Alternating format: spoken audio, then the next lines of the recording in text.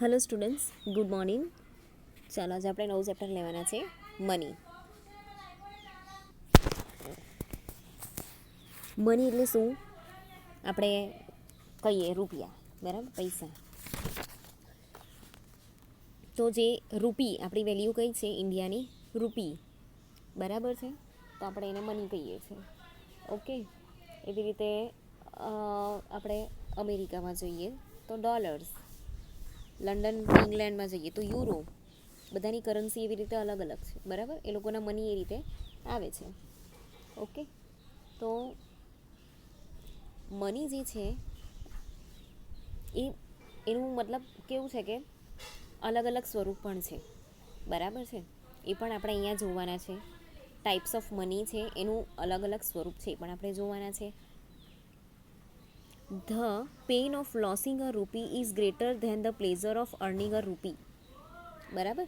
આપણે જે પૈસા કમાઈએ છીએ ને એની જે ખુશી છે ને, બરાબર, અને એ પૈસા આપણે ગુમાવી દઈએ છીએ ને એનો જે પેન છે ને, એ અર્ન કરવા કરતાં પણ અર્ન કરીને જે આપણને ખુશી થાય ને એના કરતાં વધારે આપણે એને ગુમાવી દઈએ ને એ બહુ બધો હોય એવું કહેવામાં આવે છે. The pain of losing a rupee is greater than the pleasure of earning a rupee. બરાબર. આપણને જેટલી ખુશી થાય છે ને જ્યારે એ જ પૈસાને આપણે ગુમાવીએ ને ત્યારે બહુ દુઃખ થાય. કેમ કે એક એવી વસ્તુ છે કે એ ગમે ત્યારે કામ લાગી શકે છે, મુશ્કેલીમાં, બરાબર, ખુશીના સમયે, ગમે ત્યારે. ઘરમાં અચાનક ખર્ચો આવી પડ્યો હોય, કોઈ બીમાર થઈ ગયું છે તો આપણી પાસે સેવિંગ્સ હોય તો આપણે ઈલાજ કરાવી શકીએ સારી રીતે, બરાબર. માની લો કે લગ્ન પ્રસંગ છે ઘરમાં તો ત્યારે એ કામ લાગે, બરાબર. એટલે જે મની છે ને એ બહુ ઉપયોગી છે.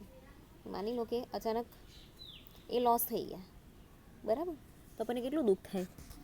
એના જેવી વસ્તુ છે આ, બરાબર. આ આપણા ચેપ્ટરમાં જોઈએ કે શું છે.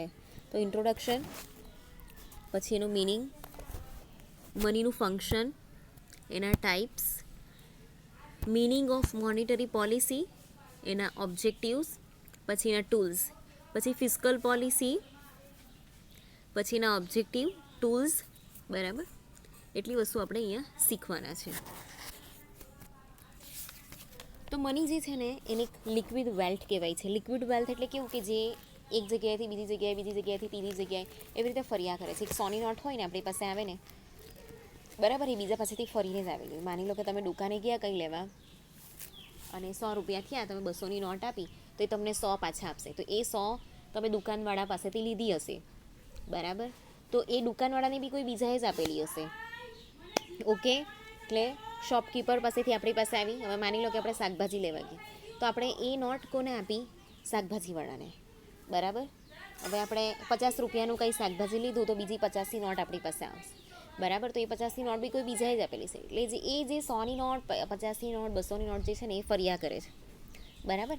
એટલા માટે money is a liquid wealth એવું કહેવામાં આવે છે, બરાબર.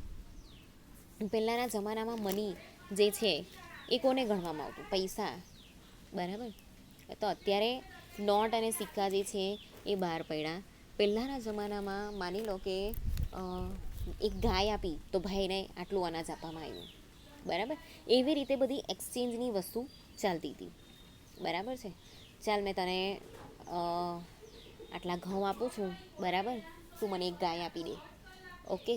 મેં તને આટલા ફ્રૂટ આપું છું, બરાબર, આટલા ફ્રૂટ અને શાકભાજી મારે ત્યાં થાય છે, હું તને આપું છું, તો મને આટલું દૂધ આપી દે, બરાબર.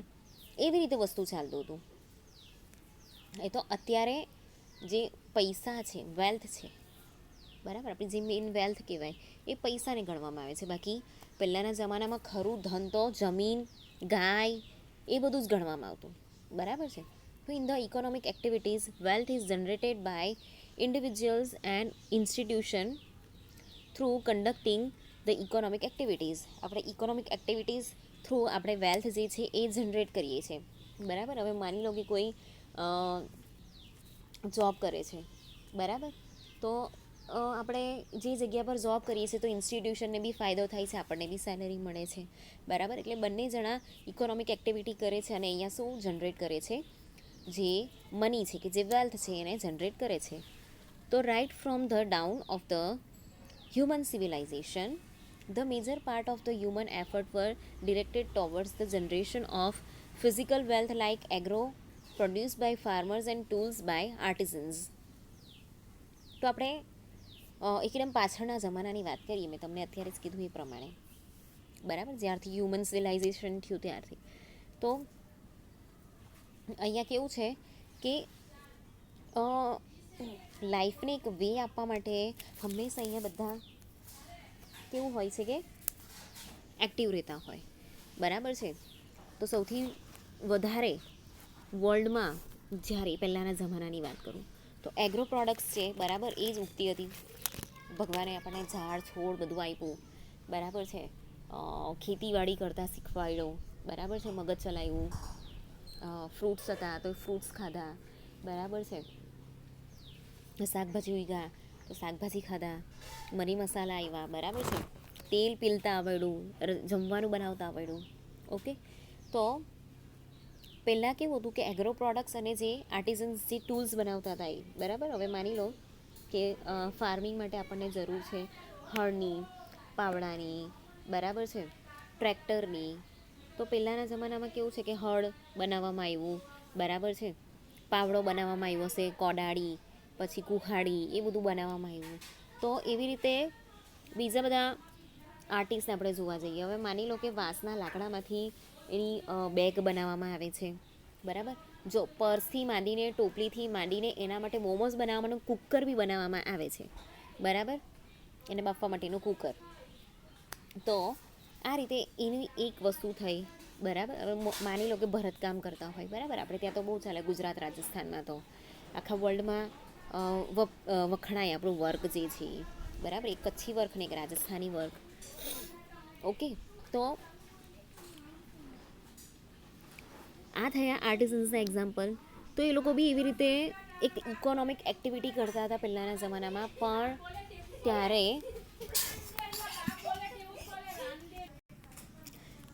તો પહેલાંના જમાનામાં એવું હતું કે ભાઈ ચાલો આટલી વસ્તુ આપું, એના બદલામાં આટલી વસ્તુ આપણને મળશે, બરાબર. લાઈક મેં તમને એક્ઝામ્પલ આપ્યું એવી રીતે.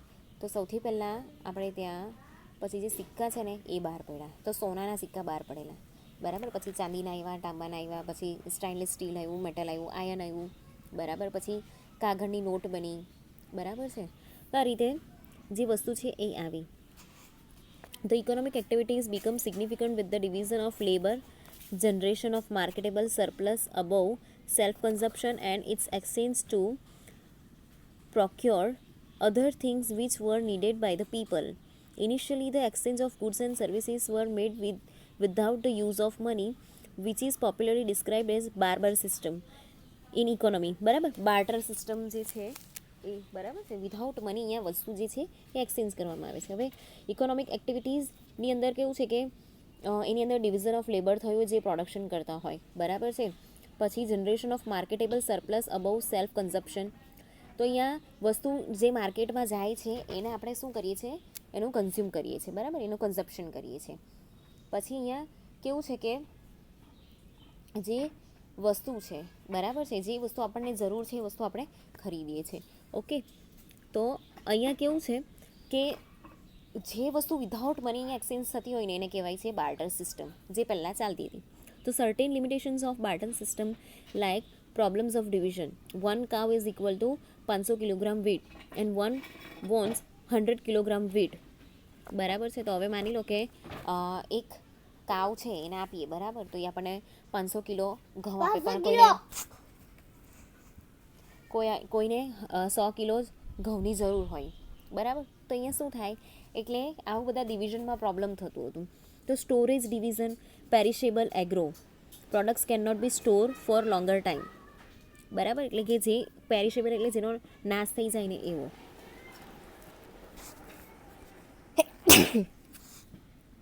તો એવી જે પ્રોડક્ટ કે જેનો નાશ થઈ જાય તો એનું શું કરવું પછી આપણે, તો mutuality of needs. Farmer has wheat and tools are offered but he needs cloth, બરાબર. હવે અહીંયા કેવું છે કે મ્યુચ્યુઅલ અન્ડરસ્ટેન્ડિંગ પણ રાખવી પડે. હવે એને શું જરૂર છે કે ભાઈ ચાલ ઘઉં આપું, બરાબર, અને એના બદલામાં એને ટૂલ્સ ઓફર થાય છે, બરાબર, કોઈ બી પ્રકારના વાસણ કે કંઈ બી, પણ એને જરૂર છે કપડાની. તો standard of measure, age of cow and quality of wheat. તો ગાયની જે એજ હોય અને ક્વોલિટી ઓફ વીટ હોય એના પર બી આધાર રાખે છે. These limitations were overcome by introduction of money. બરાબર. તો આ બધી લિમિટેશન્સના લીધે અહીંયા શું થયું, મની જે છે એ ઇન્ટ્રોડ્યુસ થયું. બરાબર. It was use as a standard of value and a common tool for conducting transaction. તો આવા બધા લિમિટેશન્સના લીધે જે મની છે એ આવ્યા. બરાબર છે. અને એક સ્ટાન્ડર્ડ ઓફ વેલ્યુ તરીકે કે કોમન ટૂલ તરીકે અહીંયા એ બહાર પડ્યું. બરાબર છે.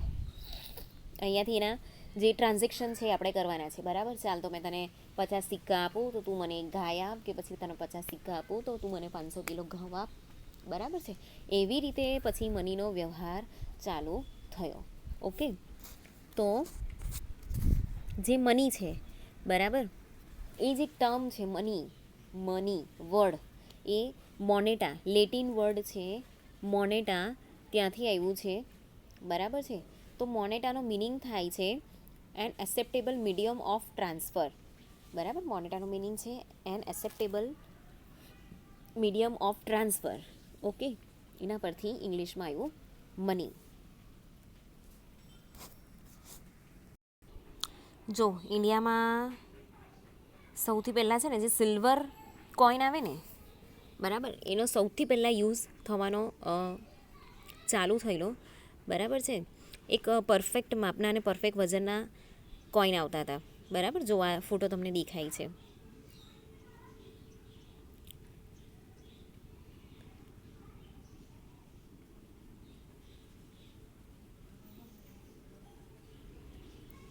જો અહીંયા લખ્યું છે the kingdoms from minted their own coins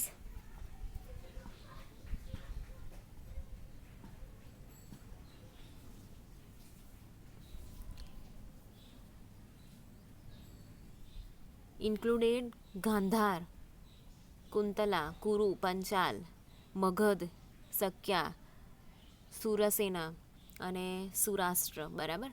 આ લોકોનું પોતાનું કોઈન હતા એ રાજ્યમાં.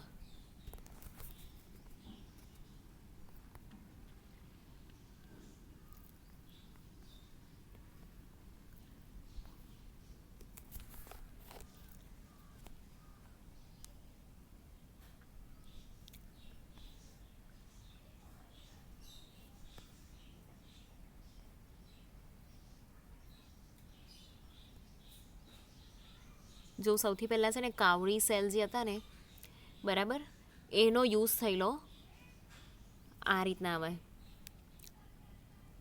શંખલા જેવું. બરાબર. એઝ અ મની એનો યુઝ થતો હતો. સ્નેલ આવે ને, બરાબર, એ ટાઈપનું. અને પછી સિલ્વર કોઈન જે છે એનો યુઝ થવાનો ચાલુ થયેલો. ચાલો તો કાવડી શેલ જે છે એનો કોમોડિટી મની તરીકે યુઝ થયેલો. અને પછી જે ઇન્ડસ વેલી સિવિલાઇઝેશન છે, બરાબર, એમાં જે ફિક્સ વેટના મેટલના જે સિક્કા આવે, બરાબર છે, જે છે ને ચાંદીમાંથી બનાવેલા. સૌથી પહેલાં ચાંદીનો યુઝ થયેલો. બરાબર. As a money. હવે અહીંયા એવું પણ લખ્યું છે સિલ્વર, આનું લખ્યું silver for trade activities which is evident for the DK area of Mohenjo-daro. બરાબર. ઇન્ડસ સિવિલાઇઝેશન જે છે, ઇન્ડસ વેલી સિવિલાઇઝેશન, એ જ સંસ્કૃતિ છે. બરાબર. ઉપર પંજાબ હરિયાણા છે ને, ઓકે, અડધું પાકિસ્તાનમાં બી છે. એ જ આખો એરિયા આપણે લઈએ ને એ ઇન્ડસ વેલી કહેવાય. તો ઉપર જે આ સિક્કાનો ફોટો આપેલો છે ને, બરાબર, એ મૌર્ય એમ્પાયરનો છે. કોઇનેજ ઓફ ઇન્ડિયા, તો આ મૌર્ય એમ્પાયરના છે. બરાબર. એની અંદર જો આ રીતના ચાંદીના ટુકડા, એક ચોક્કસ વેટના ટુકડા આવે ને, બરાબર, એને એઝ અ કોઈન યુઝ કરવામાં આવતા. અહીંયા જો વેટ સ્ટાન્ડર્ડ બી આપેલું છે. બરાબર. તમે લોકો જોઈ શકો છો ઓનલાઈન સર્ચ કરીને. રત્તી એને રત્તી કહેવાતું એ ટાઈમ પર. બરાબર. સિન્સ ધ બ્રોન્ઝ એજ, એટલે કે જ્યાં સુધી તાંબાના સિક્કા આવ્યા ને, બરાબર, એટલે કે તાંબાની મેટલ જ્યારથી શોધાઈ ને એ પહેલાં ચાંદી હતું, તેને રત્તી કહેવાતું. એટલે 0.11 ઓર 0.12 ગ્રામ એને રત્તી કહેવાતું. જો અહીંયા મેઝરમેન્ટ પણ આપેલું છે. ઓકે. આ બધું તમે જોઈ શકો છો ગૂગલ પર. અત્યારે આપણે બેક ટુ આપણા ટૉપિક પર જઈએ. તો જે મની છે એ મની કરન્સી, બરાબર, એ કહેવાય છે અને મીન્સ ઓફ ટ્રાન્સફર તરીકે એ બહાર પડેલી છે, બરાબર. મિસમેચ થતું હતું બધું એટલા માટે. હવે આગળનું જે છે આપણે આવતા લેક્ચરમાં જોઈએ.